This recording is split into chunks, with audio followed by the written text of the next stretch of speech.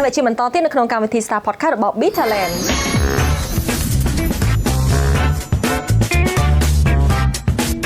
ចាឃើញថាគ្រាន់តែដឹងចំណងជើងកោះត្រង់អន្លង់ស្នេហ៍នេះហើយអ្នកទាំងពីរក៏បាន spoil ខ្លះៗតាក់ទងជាមួយនឹងការដែលយើងថតរឿងនៅលើកោះត្រង់ដែលជាកោះមួយចំកណ្ដាលទន្លេមេគង្គតែម្ដងនៅខេត្តកោះចេះហើយយើងក៏ចង់ដឹងបន្ថែមទៀតថាតើជីវិតនៅលើកោះត្រង់ហ្នឹងមានភាពរីករាយក៏ដូចជាទទួលបាននៅអារម្មណ៍បែបណាដែរអញ្ចឹងមកសាកសួរអ្នកទាំងពីរជាបន្តទៀតព្រោះថានាងខ្ញុំក៏ដូចជាបងប្អូនទស្សនិកជនពិតជាចង់ដឹងមែនតើព្រោះយើងអត់ធ្លាប់បានទៅចាគ្រាន់តែឮការកោះត្រង់ហ្នឹងគឺឃើញ trailer មិញហ្នឹងចង់ទៅមែនតើអញ្ចឹងអាចប្រាប់ខ្លះៗបានទេថាទស្សនវិជ្ជាកោះត្រង់មិនដែរស្អាតបែបមិនដែរចាចាបើនិយាយពីប្រៀបធៀបឲ្យងាយស្រួលស្ដាប់ទៅដល់អ្នកបំពេញដែលថាគាត់អត់ស្គាល់ពីទស្សនវិជ្ជារបស់កោះត្រង់ចង់ដឹងថាសម័យទៅឃើញរបៀបមិនទេបើនិយាយពីអ្នកនៅបំពេញវិញភាគច្រើនបើគាត់ចង់ទៅលេងរបៀបអញ្ចឹងគឺគាត់ទៅលេងនៅកោះដាច់ចាប៉ុន្តែគាត់ថាកោះត្រង់គឺស្អាតជាងនឹងឆ្ងាយមែនតើដោយសារតែនៅទីនោះឥឡូវគេកំពុងតែសាងសង់របៀបដូចកញ្ចក់នៅជាប់នឹងមាត់ឆ្នេរហើយដល់ពេលថ្ងៃសៅរ៍អាទិត្យឬក៏ថ្ងៃសម្រាកអីចឹងទៅគឺមានបងប្អូនមកពីទីក្រុងខេត្តកញ្ចេះឬក៏នៅខេត្តចាចិត្តចលេងគឺគាត់មកលេងនៅនឹងចាគឺគាត់អាចអង្គុយនៅសម្រាប់នៅកញ្ចក់ហើយមានជាម្ហូបអីដែលគាត់អាចកំងហូបបានហើយគាត់ចុះលេងទឹកអីនៅក្បែរមាត់ឆ្នេរអីចឹងទៅចាហើយមួយទៀតហ្នឹងគឺការដាំដុះនៅកសិផលធម្មជាតិរបស់ខ្មែរយើងមានល្បីជាងគេក្រូចថ្លុងចាបន្ទាប់មកគឺមានដូចស្ពៃបន្លែចាដំណាំរបស់យើងបើនិយាយជារួមទៅរាល់បន្លែរាល់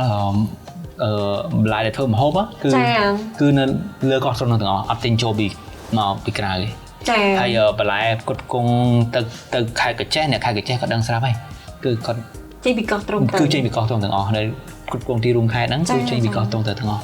ហើយពួកគាត់ដឹងណាស់ថាខែអ្នកខ្ញុំតែអ្នកកញ្ចេះក៏ដឹងថាខែនេះអត់មានស្ពៃទេអត់មានស្ពៃកោះត្រង់ទេខែនេះអត់មាន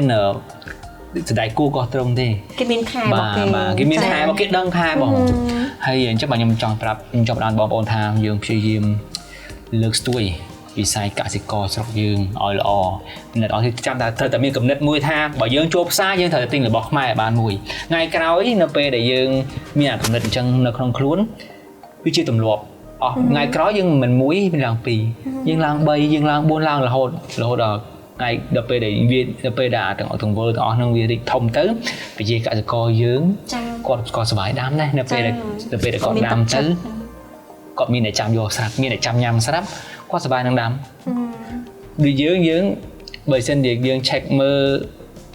មិនមែនថារាល់ការទិញទាំងអស់ស្មើឈ្មោះកណ្ដាលដែលយកទៅអ្នកខ្លះនិយាយបាននិយាយត្រង់ខ្ញុំថតរឿងហ្នឹងជាបទពិសោធន៍មួយដែរឆ្លងបញ្ចាំងនៅក្នុងរឿងហ្នឹងស្រាប់ឈ្មោះខ្លះយកបន្លែពីណាពីណីមកតែបែរជាមកហក់ឬក៏ថាមកពីកោះត្រង់ចឹងទៅតែអ្នកដឹងច្បាស់គេដឹងថាអូនៅតំបន់កោះត្រង់ហ្នឹងខែនេះដាំបានតែនេះទេ3ខែទៀតដាំបានតែនេះទេ3ខែមួយទៀតបានដល់នៅនេះchấpរយៈពេល12ខែហ្នឹងដាំបានអីខ្លះចាត្រឹមត្រូវនិយាយទៅចំណុចនេះមួយក៏ជាចំណេះដឹងដែរឲ្យប្រជាជនខ្មែររបស់យើងគាត់ស្វែងយល់ដឹងថាតើផលិតផលក្នុងស្រុករបស់យើងដូចជាបន្លែផ្លែឈើនោះតើរដូវកាលណាមានផលិតផលមួយណាបន្លែមួយណាស្ដាយគួរតសក់ឬក៏ស្ពៃអីចឹងទៅឲ្យយើងដឹងអំពីចំណេះដឹងមួយនេះយើងញ៉ាំទៅតាមរដូវកាលទៅក៏ទទួលបាននៅសុខភាពល្អដែរចាបើថាមួយឆ្នាំញ៉ាំតែស្ពៃចាមួយឆ្នាំមានតែសក់មានអីចឹងទៅយើងញ៉ាំឆ្លាស់គ្នាចឹងទៅចាហើយយើងក៏ជួយជំរុញដល់កសិផលខ្មែររបស់យើងនៅក្នុងស្រុកនេះផលិតផលខ្មែរក្នុងស្រុករបស់យើងដូចជាបន្លែផ្លែឈើដែលកសិកររបស់យើងខំដាំដុះហ្នឹងអាចនិយាយបានថាដូចជាក្រូចថ្លុងឬក៏បន្លែផ្លែឈើផ្សេងបើលើតិចតួចទេតម្លៃមិនបាច់តថ្លៃគាត់ទេព្រោះថាគាត់ធ្វើហត់ណាស់ធ្វើចេញពីចិត្តហើយគាត់មិនមានតតាការដាក់ជាតិគីមីដើម្បីឲ្យបានផលលឿនអីទេអញ្ចឹងរយៈពេលក៏ធ្វើក៏យូរដែរអញ្ចឹងខ្ញុំគិតថាវាសមាមាត្រជាមួយនឹងតម្លៃនេះហើយចាអញ្ចឹងយើងក៏ជួយជំរុញដែរស្រុកខ្មែរយើងវាអត់តន់ជឿនលឿនដូចគេទេកសិកម្មរបស់យើងអញ្ចឹងទៅយើងប្រើមនុស្សសុទ្ធតែម្ដងកម្លាំងមនុស្សសុទ្ធតែធ្វើការអញ្ចឹងណាបងហើយពេលយើងទៅដល់បានយើងឃើញថាអ្នកខ្លះគាត់តាយាយគាត់ចាស់គាត់នៅតែប្រឹងធ្វើការងារកសិកម្មដើម្បីប្រមូលផលយកមកលក់ជូនដល់ប្រជាជនយើងអញ្ចឹងហើយមានអ្នកខ្លះទៀតគឺគាត់អត់មានចការខ្លួនឯងទេគាត់ទៅជួលដីចាអញ្ចឹងការជួលក៏ថ្លៃហើយយើងមិនមែនធ្វើតែ2នាក់ណាបងមកចការយើងត្រូវការមនុស្សច្រើនអញ្ចឹង ការផ្ដល់ចំណាយទៅឲ្យពួកគាត់ហ្នឹងគាត់ទទួលបានតិចទៀតឧទាហរណ៍ថាគាត់ទៅធ្វើការអញ្ចឹងគាត់1ម៉ោងគាត់បានតែប្រហែលពាន់អីអញ្ចឹងទៅអញ្ចឹងបើសិនជាគាត់យកផលទៅលក់ហើយអត់បានតម្លៃមកវិញសមរម្យទៀតអញ្ចឹងមានន័យថាកម្លាំងញើសឈាមដែលគាត់បញ្ចេញទៅហ្នឹងគឺវាអត់សមជាមួយនឹងអីដែលគាត់មើលចាអញ្ចឹងពិបាកខ្លាំងមែនតើមានតែអំពាវនាវទៅដល់ប្រជាជនកម្ពុជារបស់យើងទាំងអស់គ្នាឲ្យជួយគ្រប់គ្រងនៅកសិផលក្នុងស្រុកយើងទទួលបាននៅសុខភាពល្អហើយគឺយើងមានចំណែកនៅក្នុងការជួយទៅដល់កសិផលនៅក្នុងស្រុករបស់យើងទៀតដូចនៅតាមផ្សារទំនើបឥឡូវខ្លះគឺយើងឃើញមានណាបងចាផលិតផលធម្មជាតិ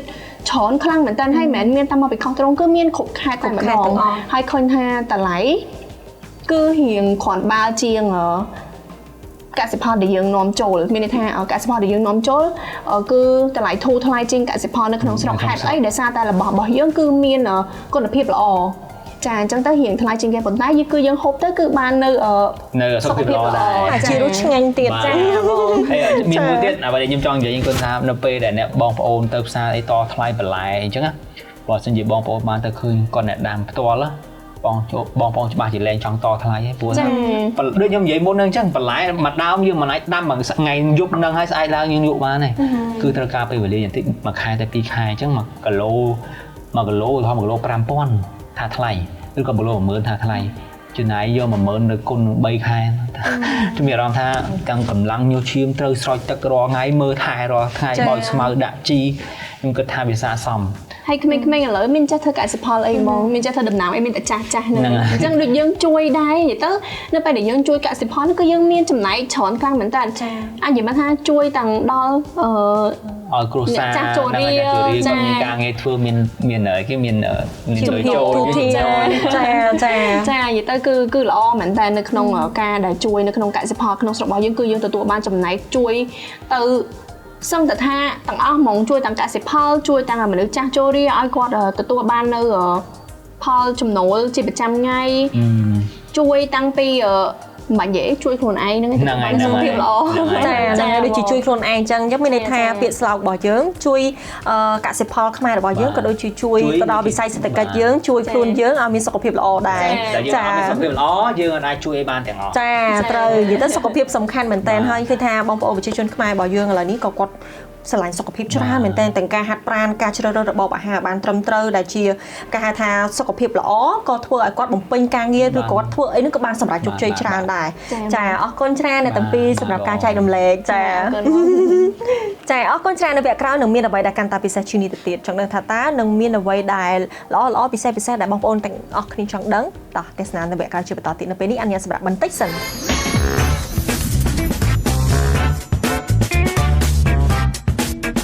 ទៅថតជាមួយគ្នានឹងជ្រៀងវេះវ៉ាញថាណាគេប្រុសណាជ្រៀងអកស្ដាប់មែនចូលបន្ទប់ទឹកឯងបើចូលបន្ទប់ទឹកអីចឹងជួណាគេជ្រៀងក្នុងបន្ទប់ទឹក